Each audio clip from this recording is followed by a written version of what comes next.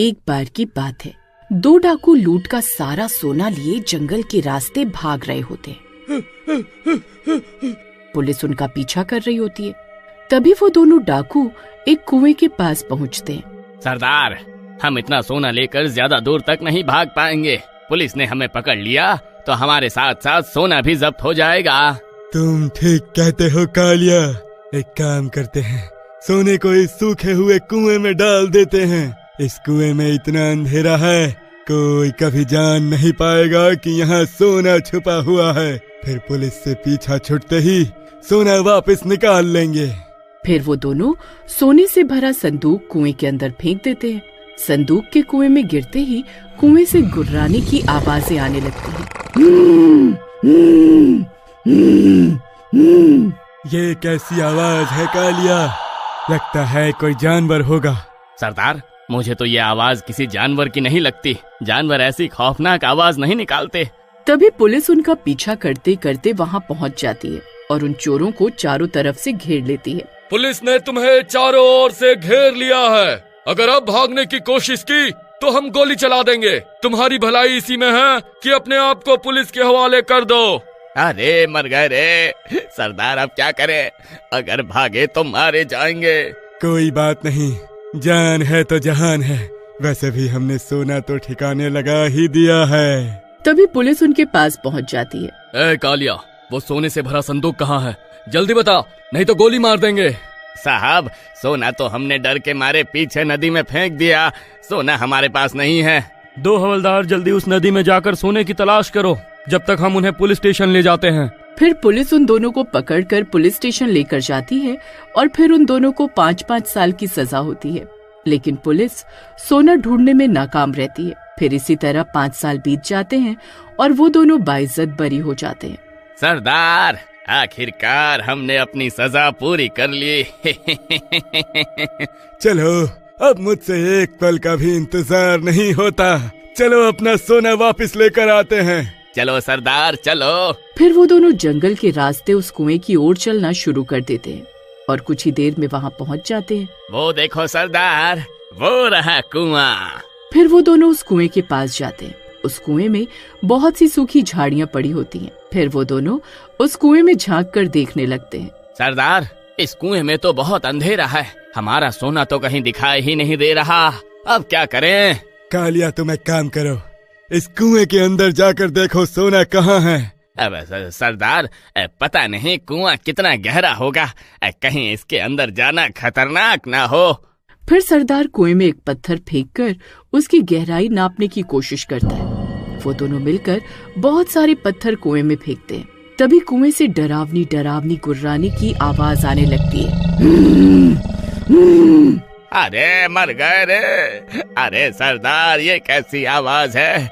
आपको याद है, यही गुर्राने की आवाज 5 साल पहले सोना फेंकते वक्त भी आई थी। अरे मुझे तो बहुत डर लग रहा है सरदार। कहीं कोई भूत प्रेत का चक्कर तो नहीं है? चुप कर कमबख्त, कैसी बहकी बहकी बातें कर रहा है। कोई भूत वूत नहीं है। तभी एक भूतिया हाथ कुएं से बाहर निकलता है और सरदार की गर्दन को पकड़ लेता है। अरे मर गए रे, ये क्या भला है? अरे कालिया मुझे बचा। ये हाथ मुझे कुएं के अंदर खींच रहा है।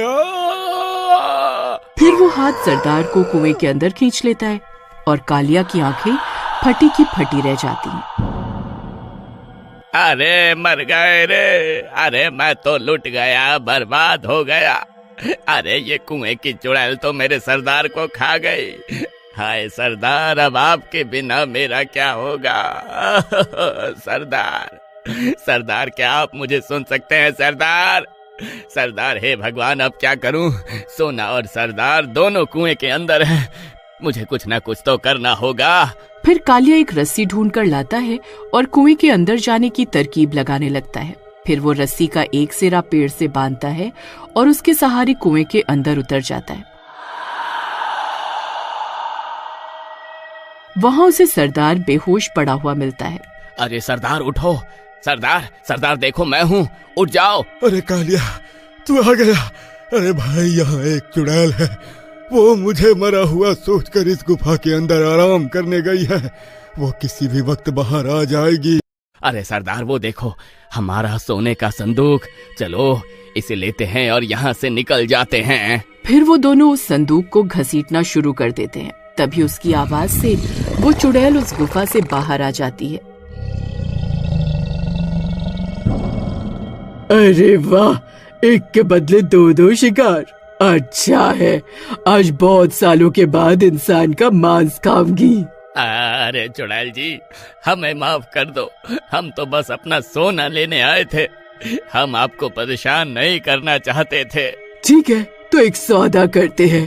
तुम दोनों में से एक मेरी भूख मिटा दो और दूसरा आदमी ये सोना लेकर यहाँ से जा सकता है। फिर वो दोनों एक दूसरे को देखने लगते हैं और सोच में पड़ जाते हैं कि कौन अपनी बलि देगा। फिर चुड़ैल उन्हें 2 पत्ते देती है और बोलती है, लो ये पत्ते, तुम में से जो भी यहाँ रुकेगा उसका नाम इन पत्तों पर लिख दो। फिर वो दोनों अपने अपने पत्तों पर एक नाम लिखते हैं और पत्ते चुड़ैल को पकड़ा देते हैं। फिर चुड़ैल दोनों पत्तों पर नाम पढ़ती है तो हैरान रह जाती है। सरदार खुद का नाम उस पत्ते पर लिखता है और कालिया भी अपना ही नाम पत्ते पर लिख देता है। अरे वाह, दोनों एक दूसरे को बचाने के लिए खुद को कुर्बान करने को तैयार हो। वाह वाह। सरदार, आपने ऐसा क्यों किया? आपने मेरा नाम क्यों नहीं लिखा? नहीं कालिया, तुम मेरे लिए यहाँ आया है। तूने मुझे बचाने के लिए अपनी जान की परवाह नहीं की। अब मैं अपना फर्ज निभाऊंगा। तू जा यहाँ से, मैं अपनी बलि देने को तैयार हूँ। नहीं सरदार, मैं ऐसा नहीं कर सकता। वाह रे इंसान, सालों से कोई इस कुएं में आता नहीं और जो आया वो खुद को कुर्बान करने को तैयार है। अरे वाह भाई वाह, तुम दोनों तो 2 जिस्म एक जान वाले निकले। मैंने तो सोचा था तुम आपस में लड़ोगे, पर तुम तो आपस में कुर्बानी देने की रेस में निकले। चलो कोई बात नहीं, एक से भले 2। अब मैं तुम दोनों को एक साथ खाऊंगी। तभी कुएं के अंदर एक जलती हुई मशाल आकर गिरती है। वो दोनों ऊपर देखते हैं तो वो पुलिस वाला कुएं से नीचे झांक रहा होता है। कालिया, सरदार, मैंने रस्सी को गाड़ी से बांध दिया है, तुम जल्दी इस रस्सी को पकड़ लो, तुम्हें बाहर खींच लूंगा। नहीं, ऐसा नहीं हो सकता, तुम दोनों कहीं नहीं जा सकते। फिर दोनों रस्सी को कसकर पकड़ लेते हैं और पुलिस वाला जल्दी से गाड़ी चलाता है, जिससे वो दोनों तेजी से कुएं से बाहर निकल आते हैं। तभी वो चुड़ैल भी कुएं में पड़ी झाड़ियों के सहारे ऊपर आ जाती है। तभी दिन हो जाता है और सूरज की किरण उस चुड़ैल पर पड़ते ही वो जलने लगती है। अरे मर गई रे, मैंने इस सूरज का सामना नहीं कर सकती। फिर वो चुड़ैल वापस उस कुएं के अंदर भाग जाती है। इंसानों, तुम आज तो मुझसे बचकर निकल गए, लेकिन तुम्हारा सोना तो अभी भी मेरे पास है। कभी न कभी तुम्हारा लालच तुम्हें यहाँ जरूर वापस लाएगा और इस बार मैं तुम्हें जिंदा नहीं छोड़ूंगी। अरे तुम दोनों ठीक तो हो? पुलिस जी, आप यहाँ? हाँ, मैं जानता था तुम आजाद होते ही सबसे पहले अपना सोना ढूंढने के लिए जाओगे। मैंने सोचा तब तुम्हें रंगे हाथ पकड़ूंगा। लेकिन पुलिस जी, सोना तो हमारे पास नहीं है। अब वो सोना उस चुड़ैल का है। लेकिन तुम दोनों इस सोने के बारे में पहले से जानते थे। तुमने पुलिस को गुमराह किया। इस जुर्म में मैं तुम्हें गिरफ्तार करता हूँ। अरे मर गए रे। अरे सरदार, ये नास मिटा तो हमें फिर से जेल भिजवाना चाहता है। अब क्या करें पुलिस जी, हमने इतनी मुश्किल से 5 साल जेल में बिताया है, अब हमें दोबारा वहाँ मत भेजो, हम सुधर गए हैं। अरे अब हम दोबारा चोरी चकारी नहीं करेंगे, हमें माफ कर दो। ठीक है, मैं तुम्हें छोड़ देता हूँ, लेकिन एक शर्त पर। यहाँ से जितनी दूर हो सके चले जाओ। अगर इस शहर के आसपास भी दिखाई दिए तो जेल में डाल दूंगा। ठीक है पुलिस जी, हम यहाँ से बहुत दूर चले जाएंगे।